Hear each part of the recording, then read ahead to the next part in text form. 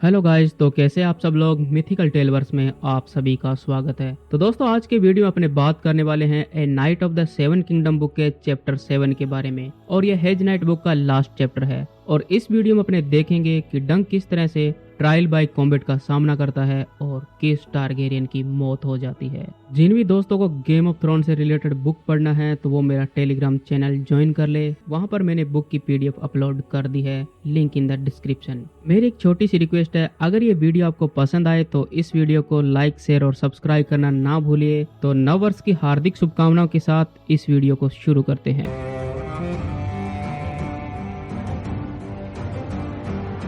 एसफोर्ड के मैदान में सन्नाटा पसरा था और तभी एक तुरही बजती है और मैदान में बैठी भीड़ जोर से चिल्लाने लगती है। तब डंक अपने घोड़े पर एक पल के लिए स्थिर होकर बैठा रहा। उसे कुछ भी समझ में नहीं आ रहा था और बाकी साथी घोड़े चलने लगे। और तब डंक के अंदर घबराहट की एक तेज लहर दौड़ी जिससे वह लड़खड़ा गया, पर उसे थंडर ने बचा लिया। थंडर घोड़ा जानता था कि उसे क्या करना है, चाहे उसका घुड़सवार भले ही भूल गया हो। थंडर अब धीरे धीरे दौड़ने लगा और डंक को अपने प्रैक्टिस के दिन याद आए। तो डंक ने थंडर को हल्की सी एड़ी चुभई और भाले को सही तरीके से पकड़ा। डंक ने अपनी ढाल को ऐसे पकड़ा जिससे कंधा और हाथ पूरी तरह से कवर हो जाए और उसके ऊपर भाले और तलवार के वार फिसल जाए। डंक ढाल वाली कविता फिर से दोहराता है, ओक और लोहे मेरी रक्षा करना, वरना मैं मर जाऊंगा और नरक में जाऊंगा। तभी भीड़ ने एक बार फिर से जोरदार शोर के साथ इसका आगाज किया। अब थंडर तेज दौड़ने लगा और डंक ने अपने शरीर को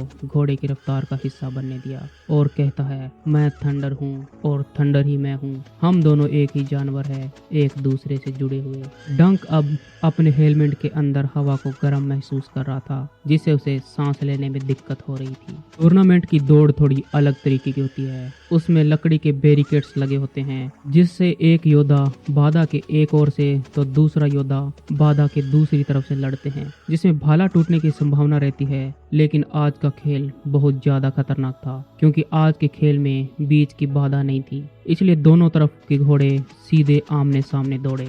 प्रिंस बेलोर का घोड़ा थंडर से काफी तेज था और डंक ने उसे आगे जाते हुए देखा। बाकी योद्धा उसे महसूस तो हो रहे थे पर वो मायने नहीं रखते थे, सिर्फ एरियन ही मायने रखता था। डंक अपने सामने एरियन के घोड़े को देख सकता था और उसकी ढाल पर 3 सिर वाला बड़ा ड्रैगन बना हुआ था। एरियन का घोड़ा अपने खुरों से कीचड़ उछालता हुआ अपने नथुने फड़फड़ाते हुए आगे बढ़ रहा था। सर आर्ले ने उसे बताया था कि जो योद्धा अपने भाले को ऊपर उठाकर रखता है और आखिरी पल में उसको निशाने पर लाता है तो वह अक्सर ज्यादा नीचे ले जाता है, जिससे घोड़े को नुकसान हो सकता है। तब डंक ने अपना निशाना एरियन की छाती पर साधा और मन में सोच रहा था, यह भाला मेरी भुजा है और यह एक लकड़ी की लंबी उंगली है, बस मुझे इस लकड़ी की उंगली से उसे छूना है। डंक ने कोशिश की कि वो एरियन के भाले की नोक को ना देखे जो हर कदम के साथ बड़ी होती जा रही थी। तब डंक ने खुद से कहा, ड्रैगन को देखो, लेकिन तभी उसे याद आया, सिर्फ वहां पर देखो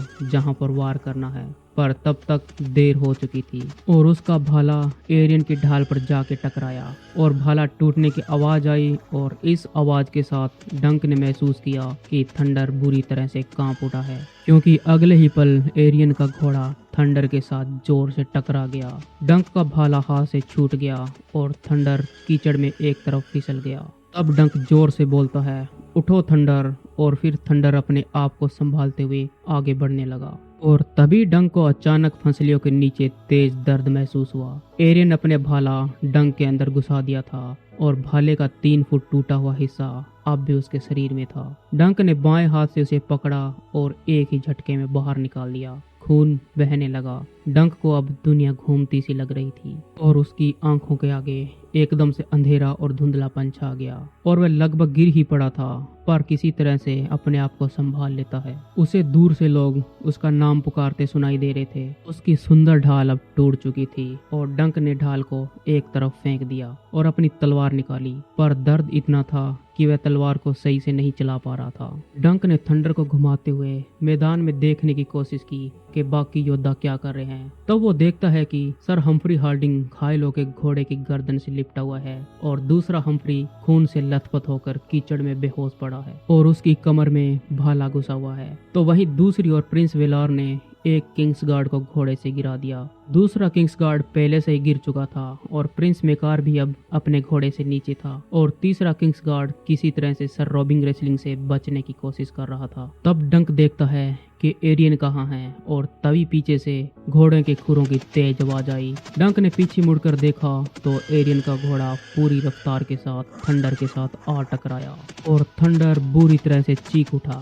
उसने उठने की कोशिश की पर बेकार। इस बार बचने का कोई रास्ता नहीं था। डंक की तलवार हाथ से छूटकर नीचे गिर गई और डंक इतनी जोर से नीचे गिरा कि उसकी हड्डियां तक हिल गई और दर्द इतने जोर से हुआ कि मानो उसकी सांस ही रुक गई हो। एक पल के लिए उसे लगा कि वह ऐसे ही यहाँ पर पड़ा रहे और उसके मुंह में खून का स्वाद भर गया और डंक धीरे धीरे खड़े होने की कोशिश कर रहा था और खुद से कहता है, मैं सोचता रहा कि मैं एक योद्धा हूँ पर मैं हूँ डंक द लंग। पर वह जानता था कि उसे उठना ही होगा वरना वह मारा जाएगा। वह हाथ और घुटने के सहारे खड़ा हुआ पर सांस नहीं ले पा रहा था और ना ही ठीक से देख पा रहा था क्योंकि उसके हेलमेट का छेद कीचड़ से भर गया था। लड़खड़ाते हुए डंक ने अपनी उंगलियों से हेलमेट का कीचड़ साफ किया और जैसे ही उसने कीचड़ साफ किया वैसे ही वह अपनी उंगलियों के बीच में से देखता है कि एक जंजीर से बंधा हुआ मॉर्निंग स्टार घूमते हुए अचानक से डंक के हेलमेट पर लगता है और अगले ही पल वह जमीन पर पीठ के बल नीचे गिरा पड़ा था।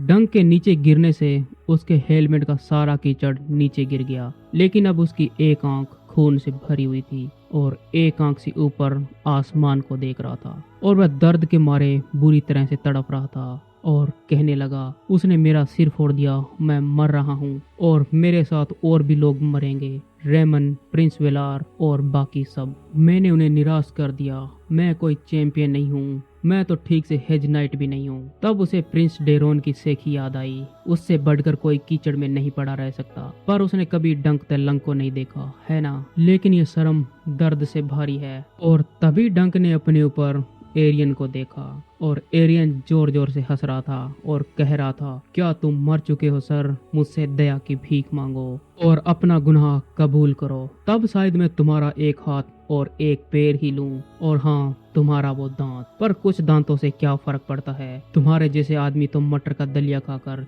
सालों तक जी सकते हैं। और फिर एरियन हंसने लगा और कहने लगा, तब ये मॉर्निंग स्टार खाओ। और फिर एरियन ने अपने मॉर्निंग स्टार को घुमाकर डंक पर मारने लगा। तब डंक को एक कांटेदार बॉल गोल गोल घूमती हुई किसी टूटते तारे की तरह तेजी से उसके सिर की ओर गिरती दिखाई दी। लेकिन तभी डंक एक साइड में लुढ़क जाता है। वह नहीं जानता था कि ये ताकत कहां से मिली, लेकिन वह वहां से हटकर एरियन की टांगों की तरफ लुढ़क गया और अपने दोनों हाथों से एरियन की जांघों को पकड़कर उसे कीचड़ में गिरा दिया। एरियन ने अपनी ढाल डंक के सिर पर मारने की कोशिश की, पर डंक का हेलमेट मजबूत था। एरियन ताकतवर था, लेकिन डंक उससे भी ज्यादा मजबूत, और डंक ने दोनों हाथों से ढाल को पकड़ ली और उसे घुमाकर उसकी सारी पट्टियां तोड़ दी और ढाल को एरियन से छीन ली। फिर उसी ढाल से एरियन के हेलमेट पर लगातार वार करता रहा, जिससे एरियन के हेलमेट पर बनी हुई सजावट धीरे धीरे एक एक करके टूटने लगी। लेकिन डंक के वार खत्म नहीं हो रहे थे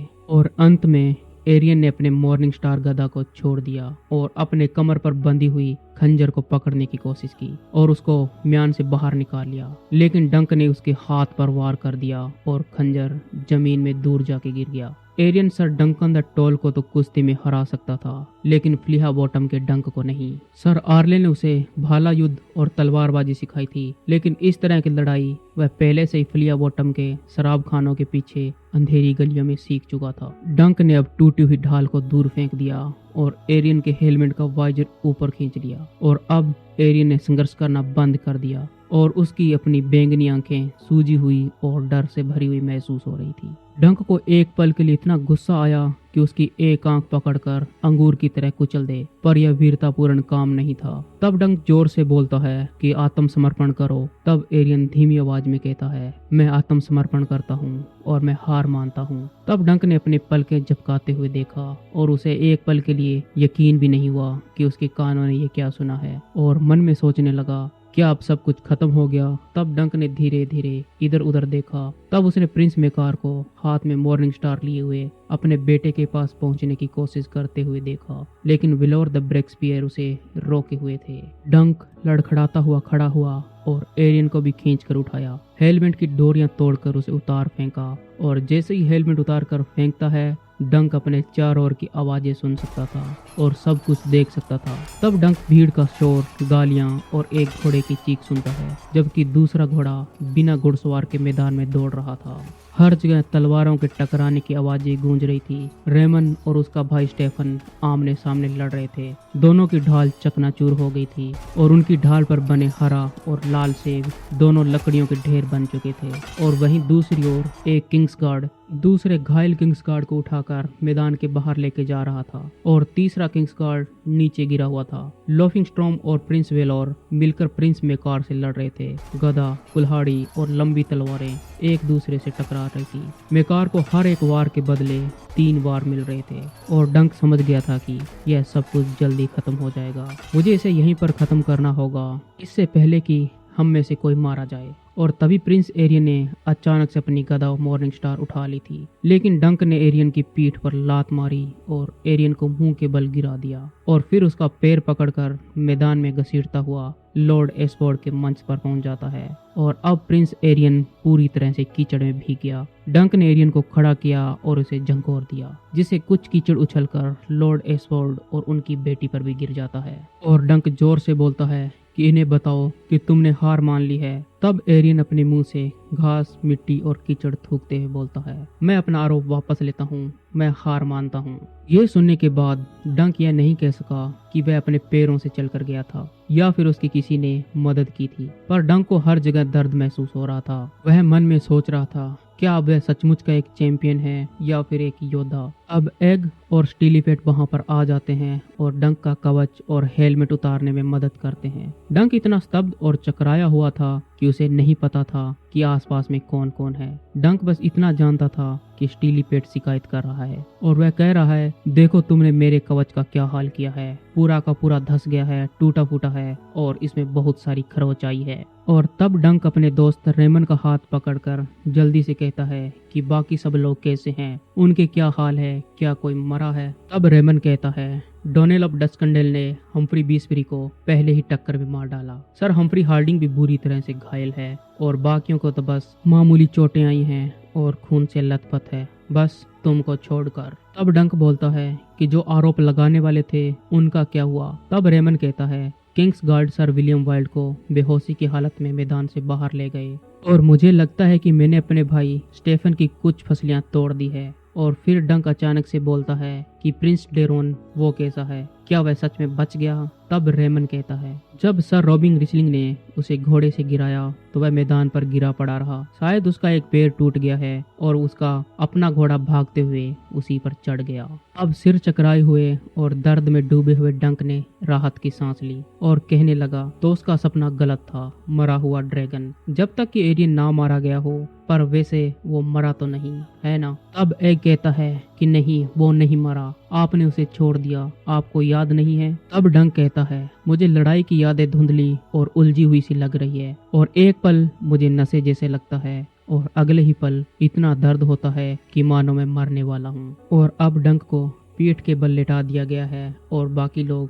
खड़े होकर आपस में बातें कर रहे हैं, जबकि डंक आसमान की ओर देख रहा था और डंक को लगने लगा कि अभी सुबह का टाइम है और वह सोच रहा था कि लड़ाई कितनी देर चली होगी। तब रेमन कहता है, हे भगवान भला करे, भाले की नोक ने जाली को मांस के अंदर धंसा दिया है और अगर इसे नहीं निकाला गया तो ये बहुत ज्यादा तकलीफ दे होगा। तो कोई उसे सलाह दे रहा था कि शराब पिला दो, तो कोई बोल रहा था कि तेल डाल दो, मिस्टर ऐसा ही करते हैं। तब एक आवाज आती है और कहता है, शराब डालो, उबलती हुई शराब डालो, तेल नहीं, तेल इसे मार देगा। मैं मिस्टर याम्बेल को अपने भाई का इलाज खत्म होने के बाद यहाँ पर भेजता हूँ। और तब डंक देखता है कि एक लंबा नाइट ऊपर खड़ा था जो काले कपड़ों में था और ये प्रिंस वेलोर थे। तब डंक कहता है, महाराज मैं आपका आदमी हूँ, मैं आपसे वफादारी की कसम खाता हूँ, मैं आपके आगे बेंड द नी करता हूँ। तब प्रिंस वेलोर कहते हैं, मेरा आदमी, और खुद को संभालने के लिए रेमन के कंधों पर हाथ रखा और प्रिंस वेलोर आगे कहते हैं, मुझे अच्छे आदमियों की जरूरत है सर डंकन। किंगडम। और उसकी आवाज अजीब तरीके से लड़खड़ाने लगी, जैसे उसने अपनी जीभ काट ली हो। और वेलोर ने अपना सिर इधर उधर घुमाया और कहा, सर रेमन, मेरा हेलमेट का वाइजर टूट गया है, इसे उतारो प्लीज। और मेरी उंगलियां लकड़ी जैसी लग रही है। तब रेमन दोनों हाथों से हेलमेट पकड़ता है और स्टीली पेट को कहता है, अपना हाथ भी आगे बढ़ाओ। तब स्टीली पेट एक स्टूल घसीट कर लाया और स्टीली पेट कहता है, महाराज, यह पीछे से एक तरफ से टूट गया है, पर यह बहुत बढ़िया स्टील का बना था और यह इतना जोरदार वार रोकने के लिए काफी था। और तब वेलोर ने भारी आवाज में कहा, यह मेरे भाई मेकार की मॉर्निंग स्टार गदा रही होगी, वह बहुत ताकतवर है। और वेलोर आगे कहने लगते हैं, मुझे बहुत अजीब लग रहा है। तब स्टीली पेट ने कुचला हुआ हेलमेट ऊपर की ओर उठाया और वह जोर से चिल्लाने लगा, हे भगवान, हे भगवान। तब डंक ने देखा कि हेलमेट में से लाल और गीला सा कुछ बाहर गिरा है और वहां पर खड़े सभी लोग चीखने लगे। और लंबा राजकुमार वेलोर खड़ा हुआ लड़खड़ा रहा था और उसकी खोपड़ी आधी ही दिख रही थी और उसमें पीली हड्डियां दिखाई दे रही थी। और बेलोर के चेहरे पर एक अजीब सी परेशानी नजर आई, जैसे सूरज के सामने बादल गुजर रहा हो। और बेलोर ने अपना हाथ उठाया, दोनों उंगलियों से अपने सिर के पीछे हल्के से छुआ और वह अचानक से नीचे गिर गया। और डंक ने उसे पकड़ा और डंक ने ठीक वैसे ही कहा जैसा उसने अपने गिरते हुए घोड़े थंडर को कहा था, उठो उठो उठो महाराज। लेकिन बाद में डंक को ये कुछ भी याद नहीं रहा और राजकुमार बेलोर फिर कभी नहीं उठे।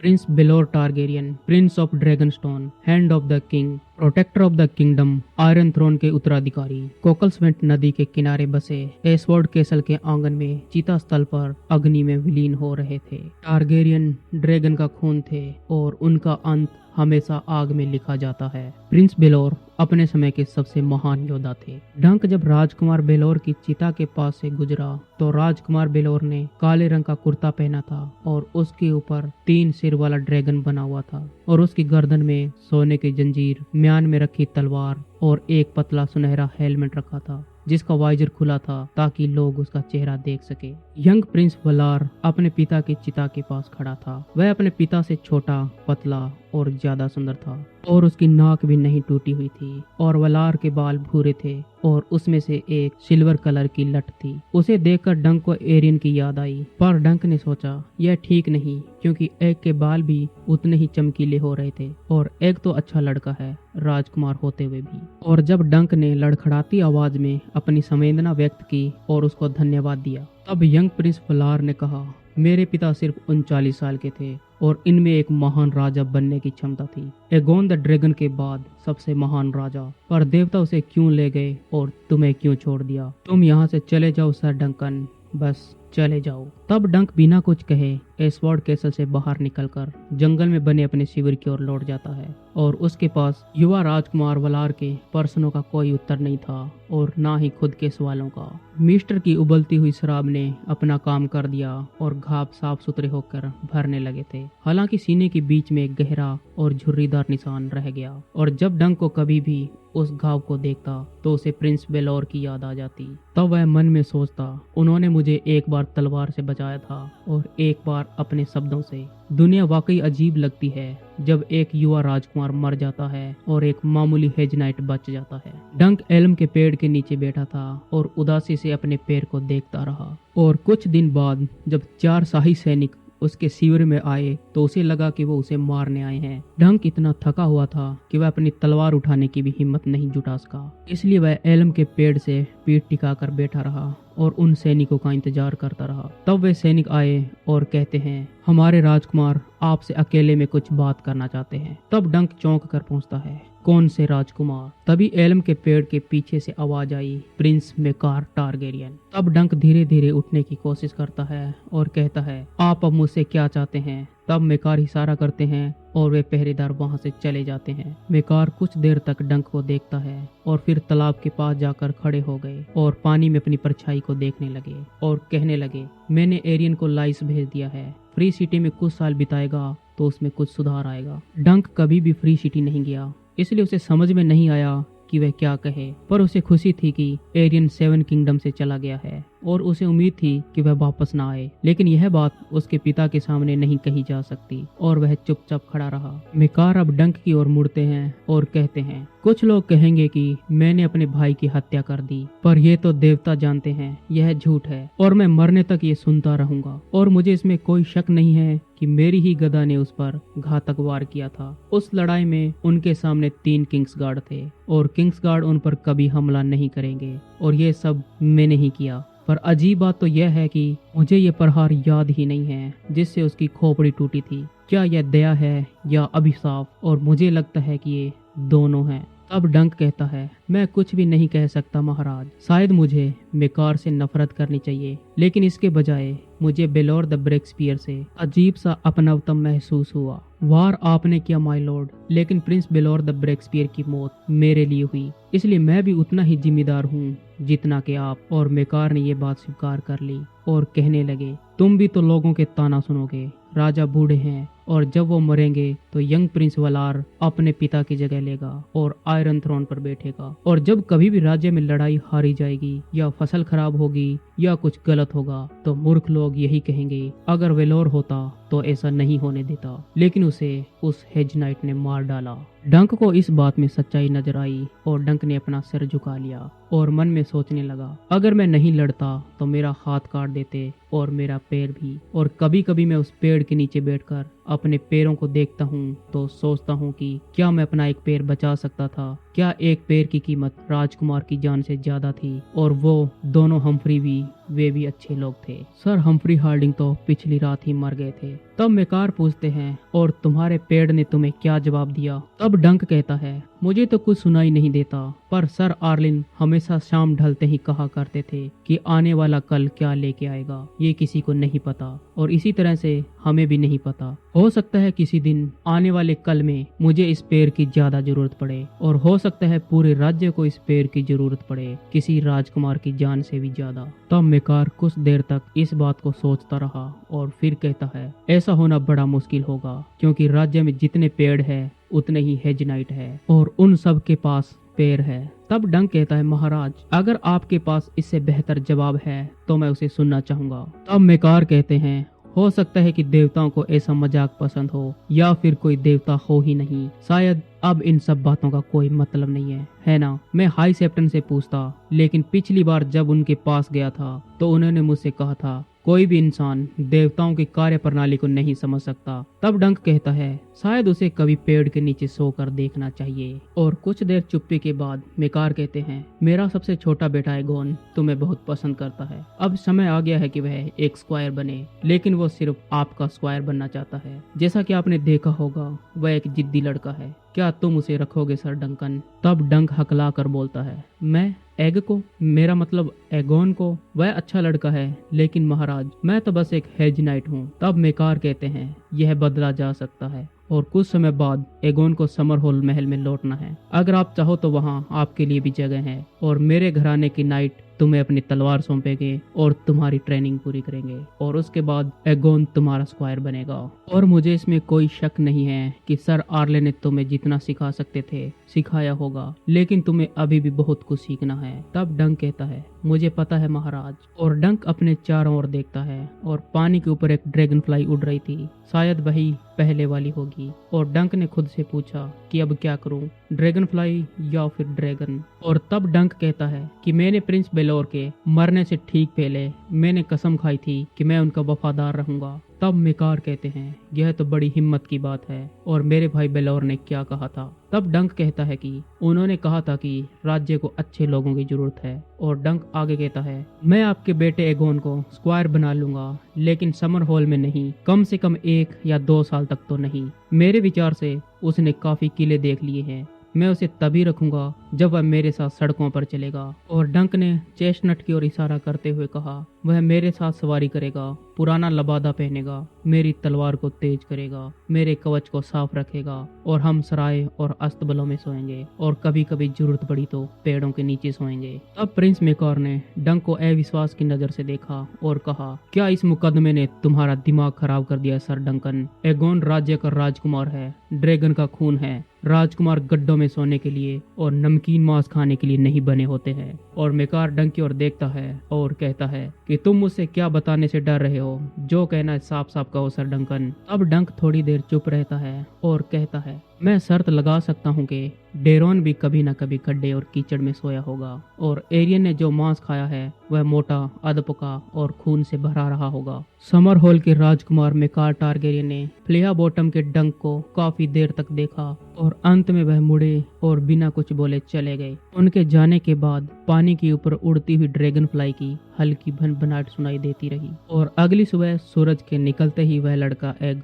पुराने जूते, भूरे रंग का ऊनी कुर्ता और पैंट पहनकर आ गया था और उसने कहा, मेरे पिताजी ने कहा है कि मैं आपकी सेवा करूं। तब सर डंकन कहते हैं, पहले घोड़े पर काठी कसते हैं और आज से ये घोड़ी तुम्हारी और तुम चेस्टनट का ध्यान रखना और एक बात का और ध्यान रखना, जब तक मैं ना कहूँ तब तक तुम थंडर पर मत चढ़ना। और एग काठी लेने के लिए चला जाता है और पूछता है, अब हम कहाँ जा रहे हैं सर डंकन। तब डंक ने थोड़ी देर सोचा और कहा, मैं कभी रेड माउंटेन के उस पार नहीं गया हूँ, क्या आप मेरे साथ ड्रोन देखना चाहोगे। तब एग मुस्कुराता है और कहता है, मैंने सुना है कि वहाँ पर कठपुतलियों के बहुत अच्छे शो होते हैं। और ये चैप्टर यहाँ पर समाप्त हो जाता है। तो दोस्तों कैसे लगा ये वीडियो कमेंट में जरूर बताएं। अगर वीडियो पसंद आया हो तो इस वीडियो को लाइक, शेयर और सब्सक्राइब करना ना भूलें। तो मिलते हैं जल्दी किसी दूसरी वीडियो के साथ। Thank you for watching this video.